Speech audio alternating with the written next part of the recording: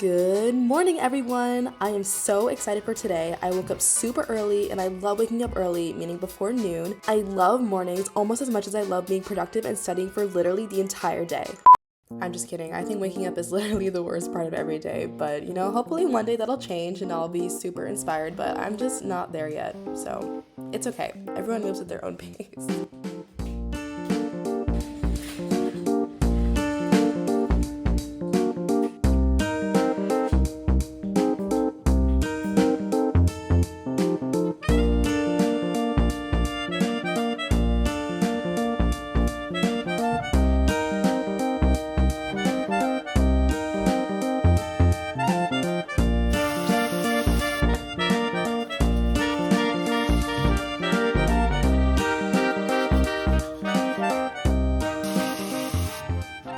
Good morning. Sorry if I look a little bit disheveled right now. I literally just woke up, so don't judge. I'm keeping it real. Anyway, so in this video, I'm going to be doing a bit of a day in the life about my typical day studying here in Denmark during exam period, and I'm also going to talk a little bit about how exams work here in Denmark because they are a little bit different than in the US where I'm from. So vlogging mixed with some informational stuff. So I'm gonna go take a shower. I have been super jet lagged from a trip that I took recently to the US, and today is the first time that I forced myself to get up at a half decent time of day, 9 a.m. And so I'm gonna go take a shower, get myself awake, freshen up, all that kind of stuff, and hopefully have a very productive day ahead of me.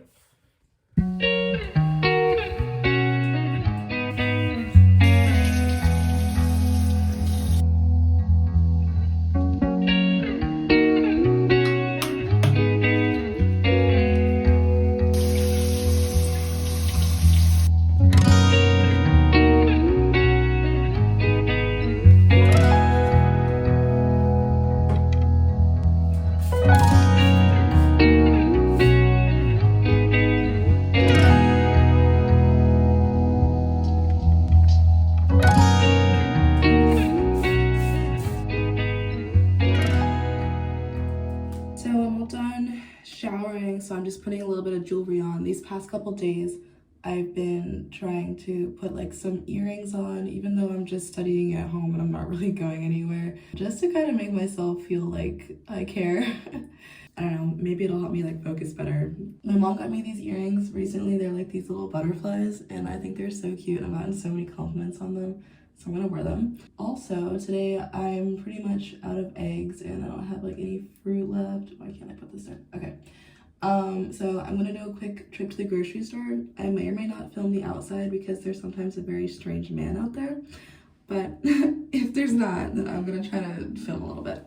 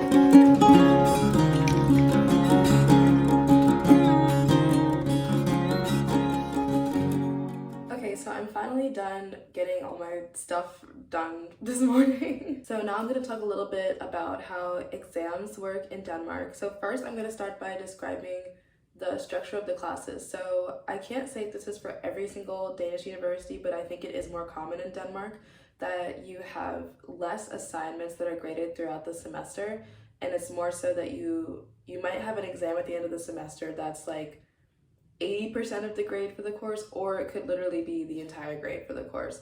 So for example, for my first semester, I had 4 classes and I had maybe 1 or 2 pass fail type things that you do during the semester where you literally just have to like show up to something to pass. But the majority of my classes were like, the only actual grade that was given like a number was at the end of the semester. So exams have a lot of weight here. In terms of the actual numbers that you can receive for the grade, the grading scale here is like really weird. So I'm actually gonna look at it on I have my laptop here, so I'm gonna check exactly how it is on the Danish like government website. In Denmark, the highest grade that you can get is a 12 and the lowest grade you can get is a -3.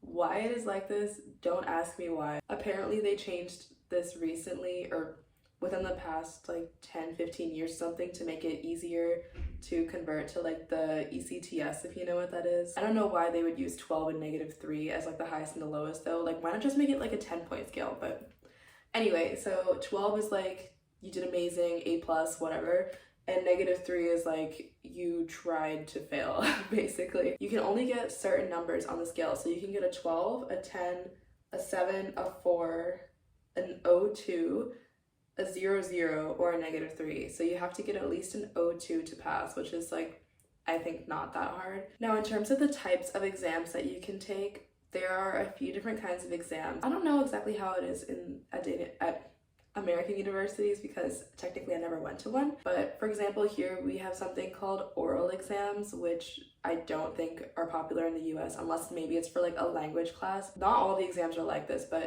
in the first semester I did not have any oral exams, but in this semester I will have oral exams. So for one of my classes, I had to turn in a written group assignment, which was like 1/2 of the exam grade, and the second half of the exam grade is basically presenting what we wrote about. It's a research paper to like a panel of teachers, and you have like a certain amount of time to present it, and then they give you a grade based off of your oral presentation plus your written product. I'm also going to have an oral exam this semester for my Spanish class, which, as you can kind of guess, is very appropriate for a language-based subject. Although first semester I just had like a written multiple choice and like that kind of exam. For my Spanish exam, I'll have to read, they'll give me like a 1-page text that is based off of some of the text that we had during the semester.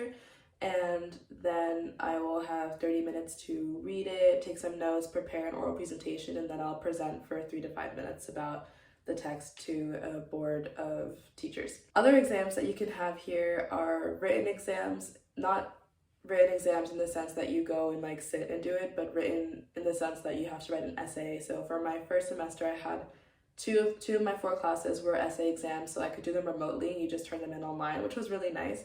So it's not like a timed thing. You just work on it until this deadline approaches, and then that's it. Other exams are like the computer exam. So for my microeconomics class and my macroeconomics class, I have written sit-in exams. So you go to an exam hall and you do it on a computer, and we had 4 hours to do the exam, which was nice. So that's another thing here, is that the amount of time that they give you for the exams, if they are like written sit-in exams, then it's a decent amount of time. It's not like in the US where you have to like rush through everything, because I know in high school, for example, when I had like math exams, I feel like I always felt like I was rushing to finish.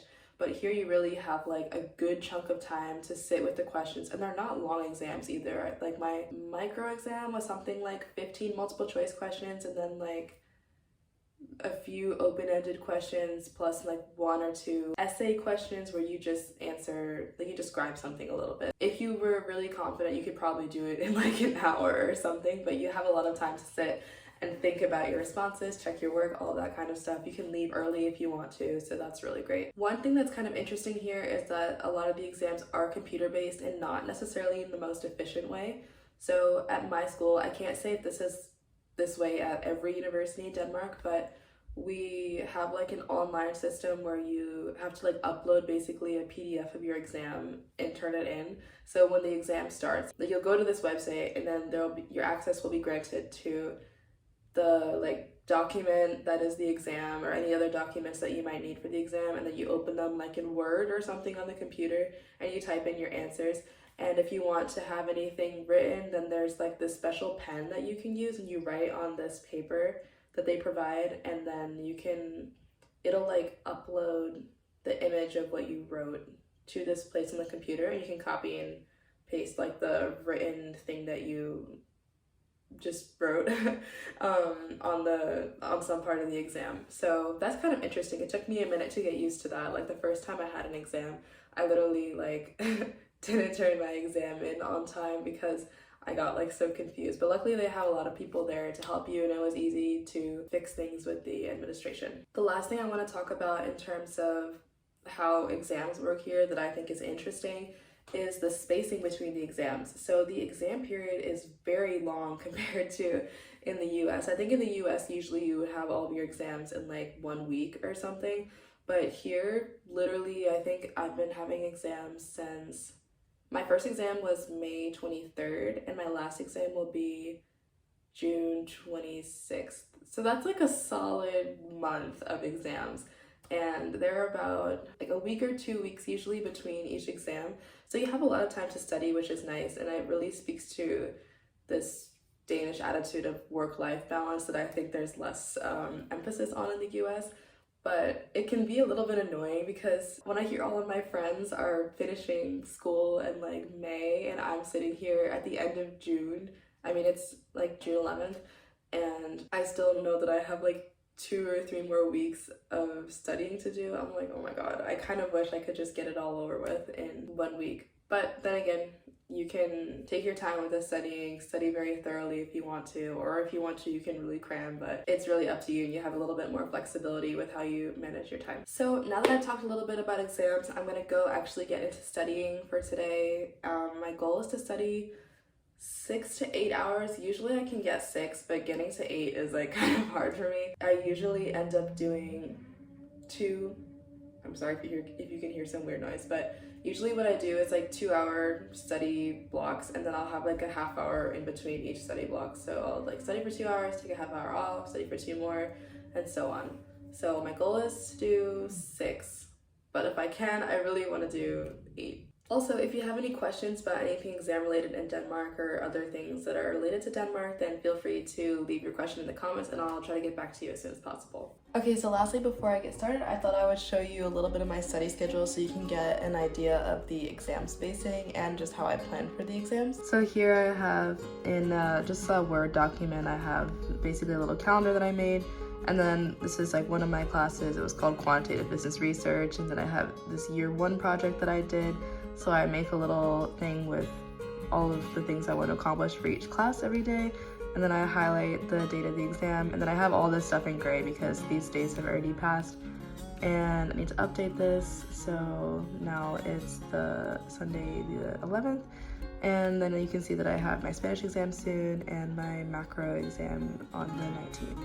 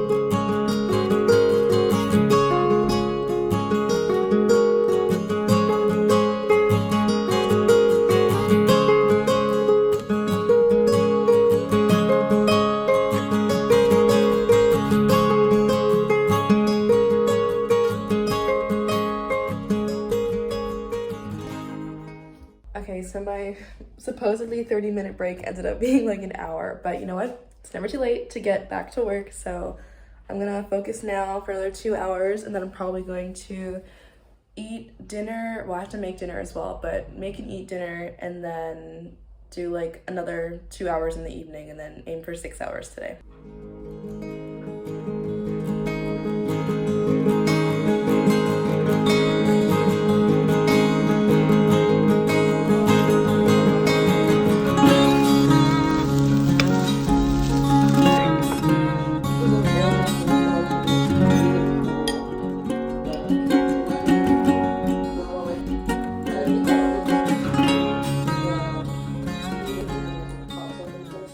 Okay, so I didn't end up doing another 2 hours of studying, unfortunately. If I didn't have to get up early tomorrow, I think I would have like sucked it up and done it, but for some reason making this lentil stew that I was making for dinner took literally forever. The pot kept overflowing and like, I don't know if it's like bad to have like overflowed stuff on the induction stove while you cook, so I kept washing the bottom of the pot. It was just like a whole tedious process. So I only ended up studying for 4 hours today, which is nowhere close to 8, but at least it's something. Something is always better than nothing. And you know, I honestly thought about like, oh, should I just like film this video, like try again on like Tuesday or something, but today's Sunday. But then I was like, you know what, no, because realistically sometimes you have plans and then sometimes those plans just don't end up working out, and it's totally normal. So I don't want to be like fake on this channel. If I'm gonna film my life on here, I want it to be an accurate representation of my life, and I'm not gonna pretend that I'm always like extremely productive or something just for the sake of the camera. I'm not gonna do that. So now you know that my day was not exactly how I wanted it to be, but that's okay. I'm just gonna try to accept it and move on. And so I'm gonna get ready for bed, do my skincare routine that I only started doing like a little while ago, so that'll be nice. And then I might do a little bit of video editing or something depending on how late it is by the time I finish that, and then I think I'm gonna go to bed and get some good sleep for tomorrow, hopefully.